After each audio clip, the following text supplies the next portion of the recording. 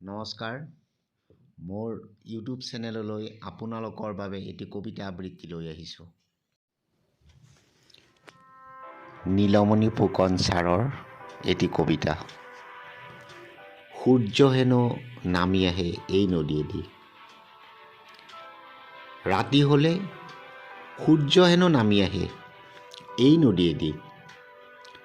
ৰক্তক্ষৰা ভুজংগিনীৰ দৰে এই নদীৰ নাম ক'ত আছে? একো কথা ভূগোলত নাই। হয়তো অদৃশ্য এই ক্ষিপ্ৰ নদীৰ আজিলৈকে একো নাম নাই। মাজনিশা সাৰ পালে উঠি আহি চাবা দূৰণিলে। এটি অতিকায় দীঘলীয়া সপোনৰ মকৰাৰ দৰে এটি চকু সেউজীয়া। মৰা এটা মাছৰ পিঠিত উঠি কেনেকৈ এই নদীয়েদি উটি উটি যায়। দূৰৰে পৰা দেখিবা কিদৰে নদীৰ পানীত এটি দুটিকৈ সৰে সুৰাৰঙী তৰাবোৰ, ঠিক যেন পকা পকা আঙুৰৰ দৰে। শুনিবা দূৰত জোঙা এটা শিলত পৰি চীনামাটিৰ প্লেটৰ দৰে ফাগুনৰ জোন ভাঙি যোৱা দেখি চৰাইবোৰ কেনেকৈ কান্দে।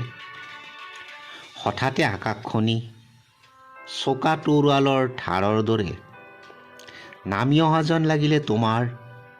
চুৰিবোৰ আনি মাথো চকুমুখ অন্ধকাৰ কৰি দিবা। ৰিক্ত গৰ্ভ বতাহৰ হাহাকাৰ শুনি অদৃশ্য হৈ যাব পলকতে।